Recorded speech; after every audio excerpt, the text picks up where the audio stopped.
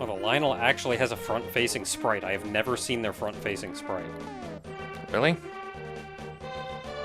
Oh no, you have to, like, do sprite, and then you have to... No. Go back up. And then you can just click between. I've never seen their front-facing sprite. And now you have... Every time you see them, they're doing their best to stay horizontal with you. Yeah, because they're trying to shoot you. I'm assuming if you get underneath them, you can see their fronts-facing sprite. Yeah, maybe. Alright, I'm gonna jump it in. Alright, let's go! Woo! Ah! Oh no, I spent so long getting healed that he actually took over the world. I never imagined a boy like you could give me so much trouble. It's unbelievable that you defeated my alter ego, Aghanim the Dark Wizard, twice. Also, I will say alter ego to confuse everyone, so then they will spend years wondering, was Aghanim just a random guy that I just took over? Was he some guy that decided to join me for power and everything? Or did I just make him up for bullshit reasons? You will never know, because we will never bring it up ever again. Yeah, it is at least established that Aghanim is not just some random follower of Ganon. Either Ganon had taken over him and was controlling him, or he was like a creation of, Ganon's persona. Into the light world. In the light world. Yeah. Which is funny, because you say that he wasn't a random follower, when in the Nintendo Power comic, he was just a guy who was just a sorcerer who then decided to throw his lot in with Ganon, because he was like, hey, more power for me. But I will never give you the Triforce. I will destroy you, and make my wish to conquer both light and dark worlds come true, without delay. Now, to delay myself by killing you. Well, once we're out of the way... Oh, we're just going straight into it. He threw a pitchfork at me. So, immune to sword beams. Also, immune to silver arrows. We're in trouble. You can stab him. Oop. Wait a minute. Is this where Undertale got it from? Shut up, Ogre! Okay, so I'm willing to bet what this means is that he can only be hurt by damage class 4 and 5. And I think this is a thing, because if you bring the Tempered Sword in, you can only hurt him with a spin attack. You can't hurt him with a regular swing.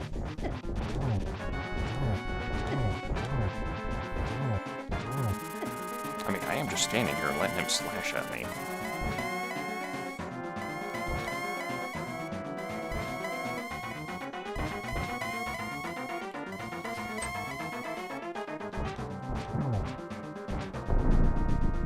Oh, we're getting there. Farted out bats randomly for some reason.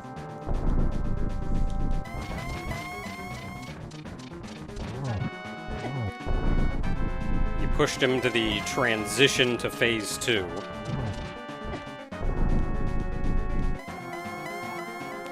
You're doing well, lad, but can you break through the secret technique of darkness known as falling down in a pit and restarting the fight?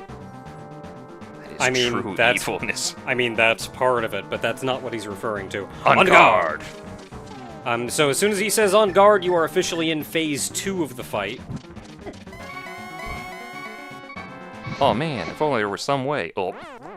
Yeah, which is, as soon as either one of those lights goes out, both of them have to be on, he becomes impervious to damage. Ow! It, like, hurts. The And then light. once you stab him, he turns silver and is vulnerable to an arrow.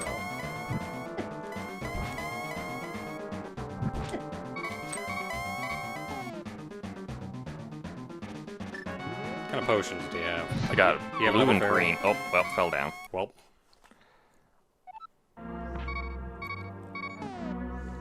Yeah, especially come that second phase, you have to be careful.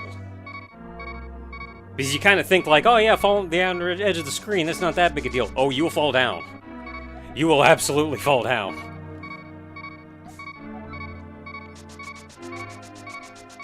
Well, I understood, but he didn't much care for it. And Hey, I finally made it! yeah, and that's what this hole has been that we've been seeing this whole time.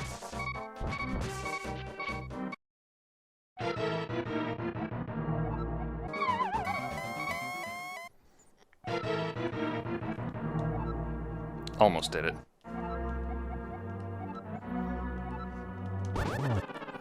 This kid just keeps coming back.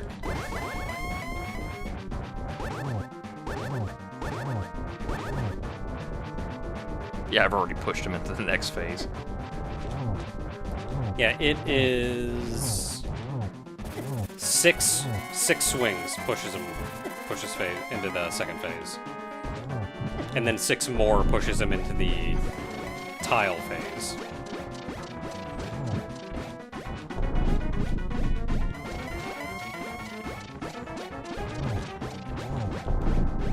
Technically, it's only 4 hits to get through this phase, but I don't think this phase actually has health.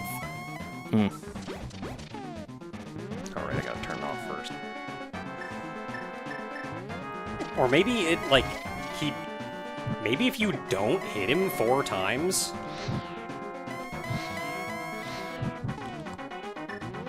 Maybe if you don't hit him those 4 times, then he will just, like, keep teleporting around the arena and doing his attack anyway.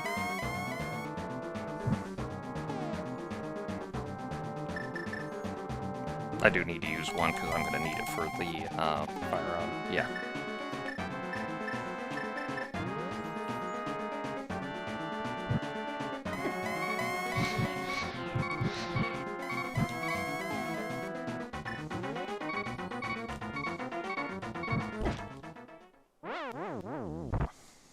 Got a fairy.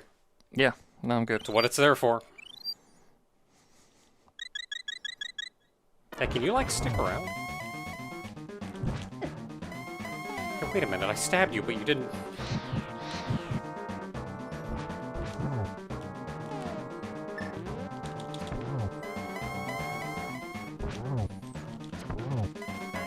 That's 3.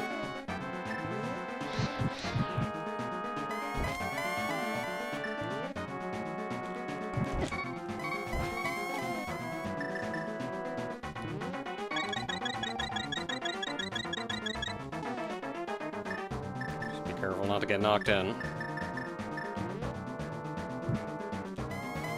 know that light's gonna go out here in a second.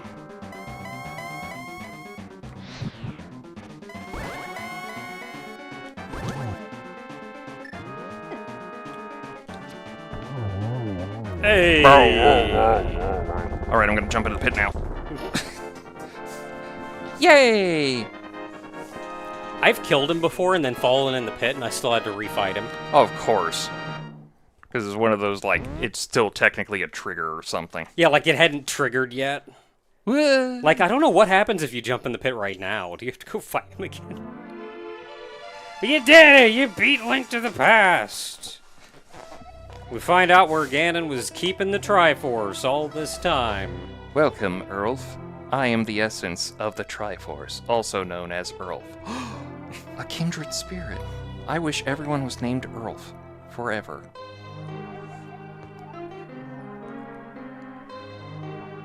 Delete that line. The Triforce will grant the wishes in the heart and mind of the person who touches it. Doesn't matter if they're good or evil, we're actually pretty open about the whole thing. We just kind of do whatever.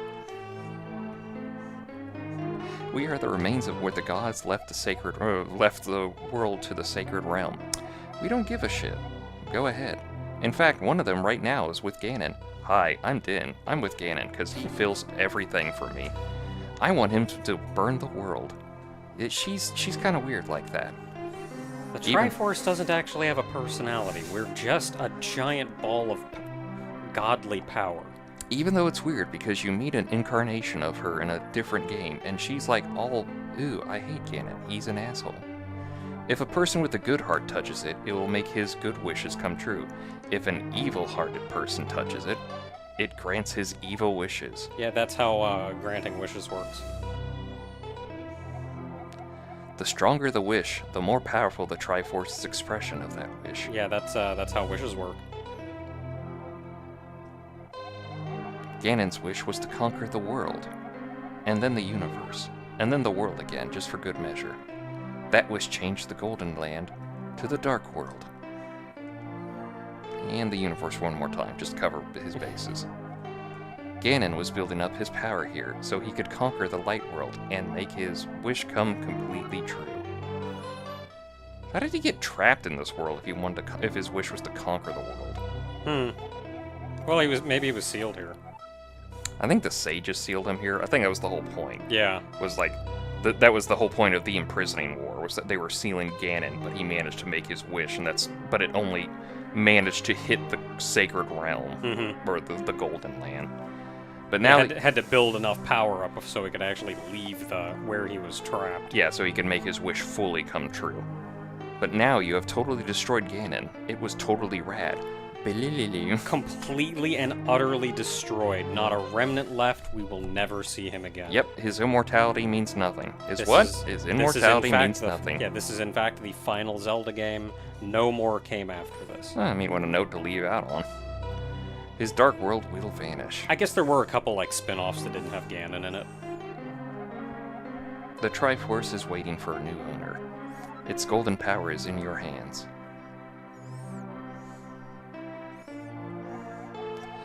Now, touch it with a wish in your heart.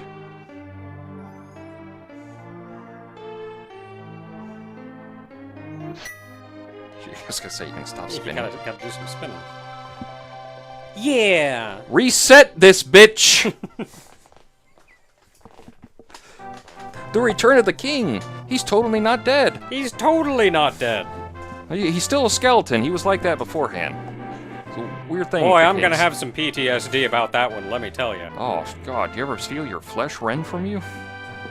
It's not a pleasant thing. The loyal sage priest. Sanctuary. I'm reading the Bible. He's back, too. We call it the Bible in this universe. Sahasrara's homecoming. Oh, and the two kids made up and came back, too, even though they're probably adults, given how tall they are. Vultures rule the desert. Nothing has changed. Because the Gerudos This are all is how dead. it's always been. Because the Gerudos are all dead here. Hey. Wait a minute, you're supposed to be being a better person. The bully makes a friend. Wait, it's just called Mountain Tower? Mountain Tower, it's the Tower of Hera. I also don't know if they're friends.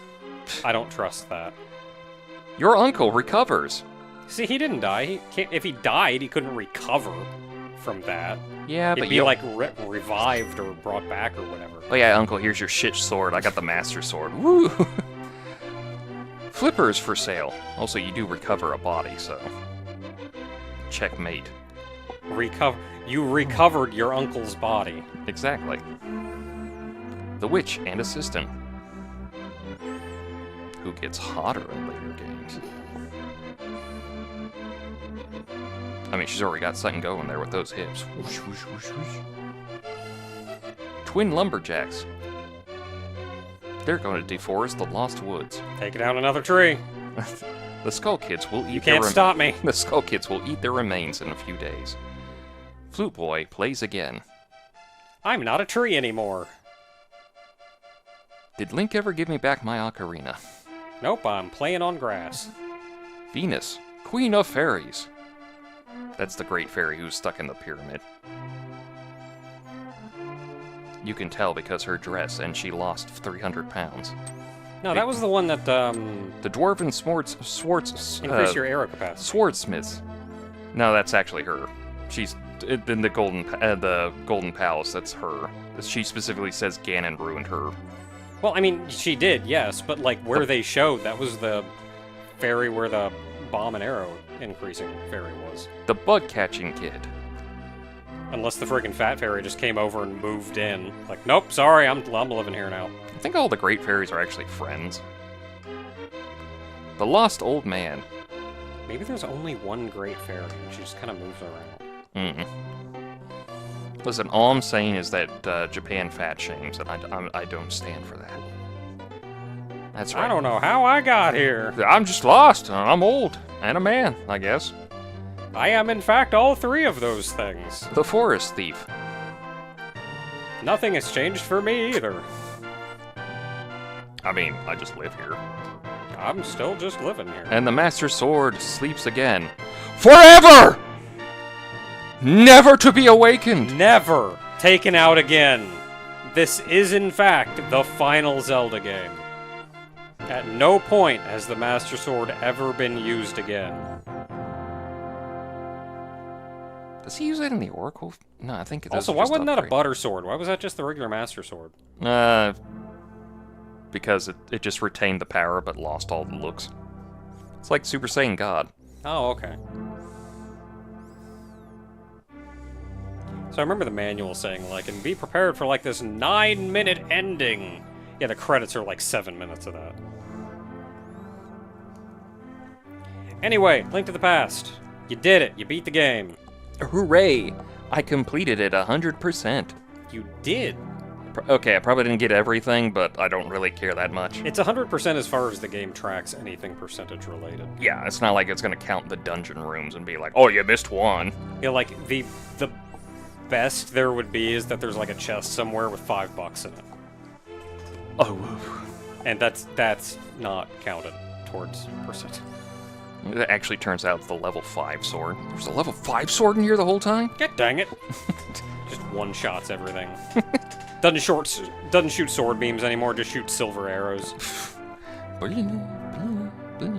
Free silver arrows. Yeah, they're just free. Yeah. Come out of the sword when you have full health. That easy. Okay, if tempered is bacon, and then the golden sword is butter. Oh yeah, it's just golden sword. Yeah, the golden sword is butter. If there was a tier 5 sword, what color and food would it be? Mayonnaise. Just go right back to white and get the just be mayonnaise mayonnaise sword. sword. Yeah. It'd be the White Master Sword. Wait, I want to rethink that name. Wait. I fucked up. Okay, we're in committee. We're still working out names. Huh. I'm gonna be honest here. I was thinking about it the other day while I was at home, just thinking, like, you know what? I still like Ocarina more. I mean, if that's your preference, that's fine.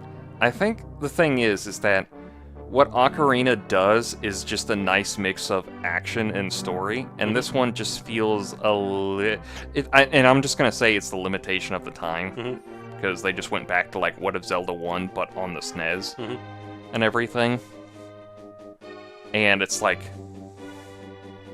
yeah, I just kind of like what they did with Ocarina and further games, because they just did a nice balance of like, here's some story that is nicely injected and lets you enjoy the world and the story process that's about to happen, but also here's the dungeons and have fun and explore the world and get all the stuff. Where this just feels more like explore the world and here's some story occasionally. But it doesn't like ruin the game for me. And I don't think it ruins anyone's game. It's just one of those. Oh, this is neat. Is it just like your death counters? It's how many times you've either died or quit to the title screen. Ah. So as a kid, I pushed hard To get like all zeros? to get 0 at the end. And there was something dumb, like I didn't realize that saving and quitting would increment it. So when I finally finished it, and I spent all day, just all day on it, and I got to the end and I had like one game, and I was like, son of a...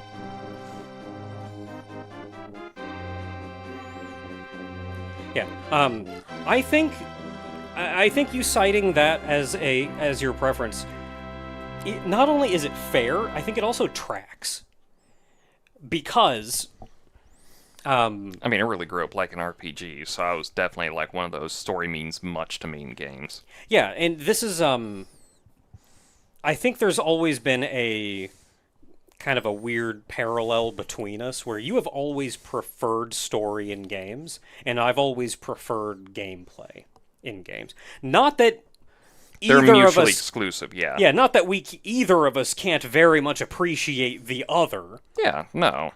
But that's where, like, in Ocarina of Time, you actually prefer that story leading you around, getting you connected to each area and what's going on.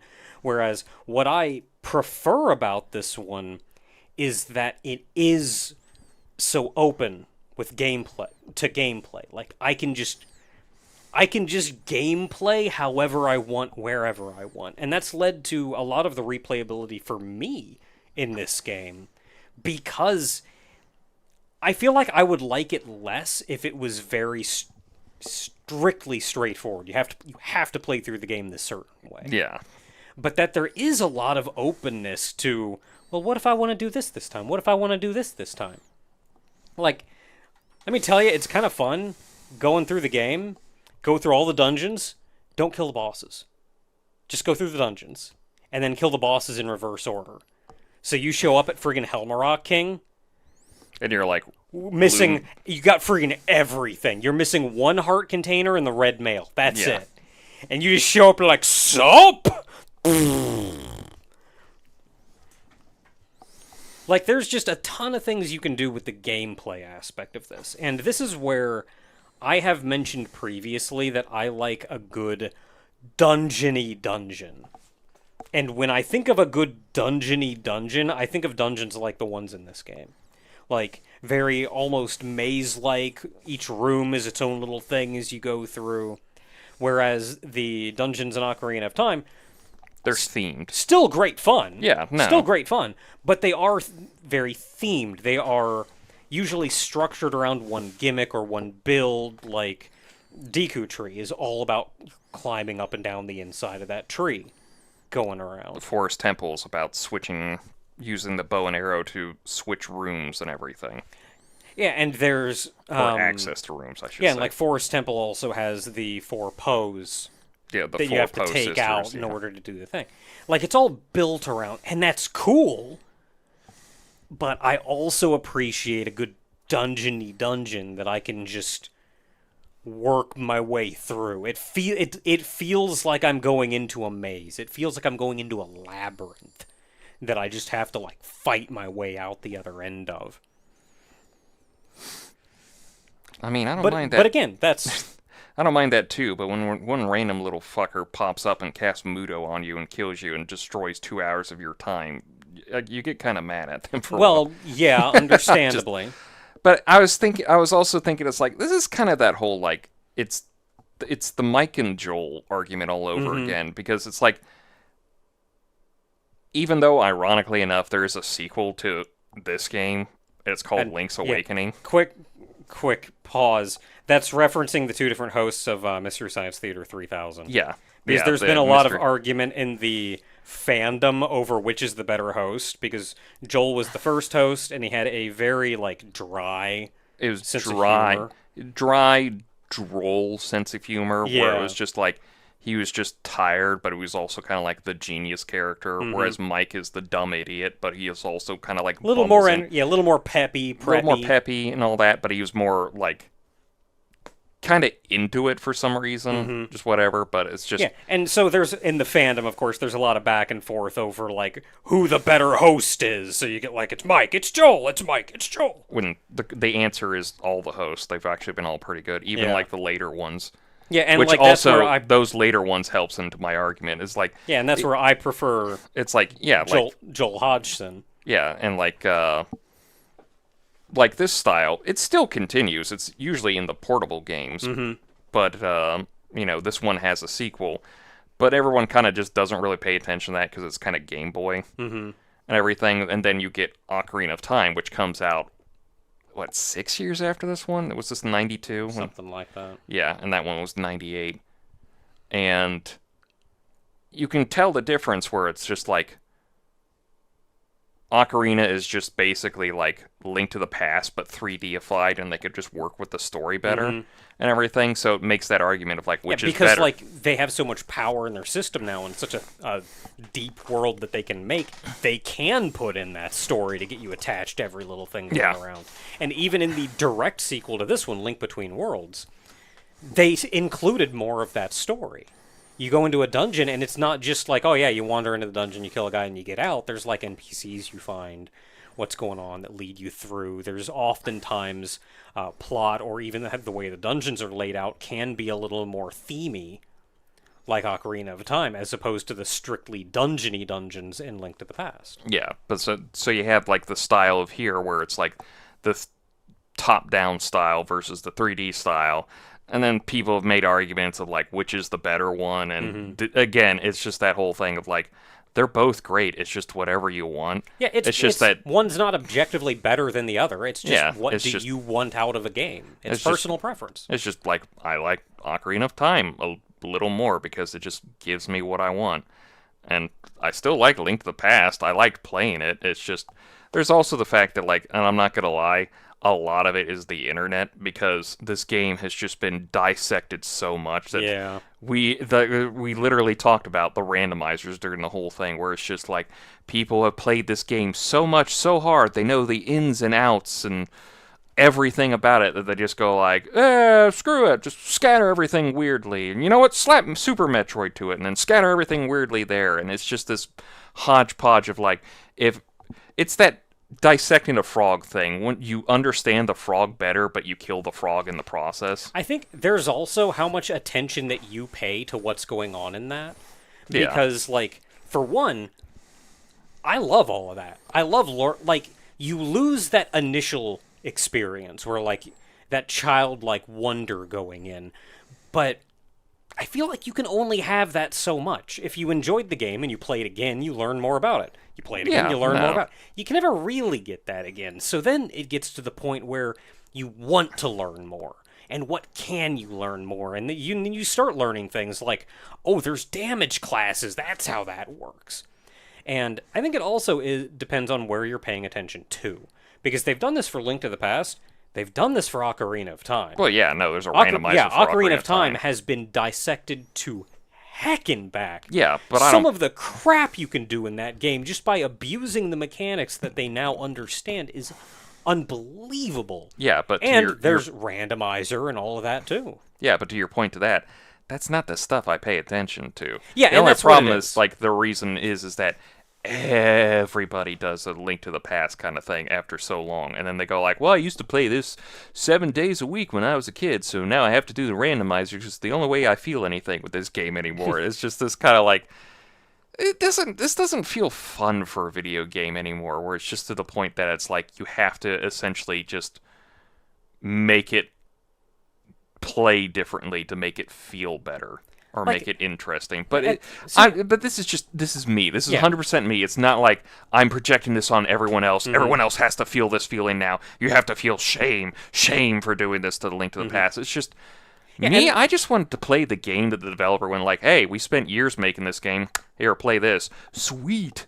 See, and that's where I love the randomizer. And in particular, the reason for that, and the same reason I started using the randomizer in Super Metroid, is I've played the vanilla game so many times that I want that sense of exploration again. Well, I mean, I made that... And you can't get that back once you know where everything is I made that joke in the Super Metroid playthrough of like, this is the most that anyone's ever seen an X-ray visor used during this entire game series at all. Yeah, so like, once you know where everything is, and you've done that so many times, you can only play a game so many times before, like, I think I want to enjoy this game again, but I just can't because I know it well enough that I boot it up, I do the exact same thing I did last time, I breeze through, and I'm done. I think the thing that helps make Ocarina of Time just feel better for me, it's like when you read a story all over again, and a story you love, that you just go like,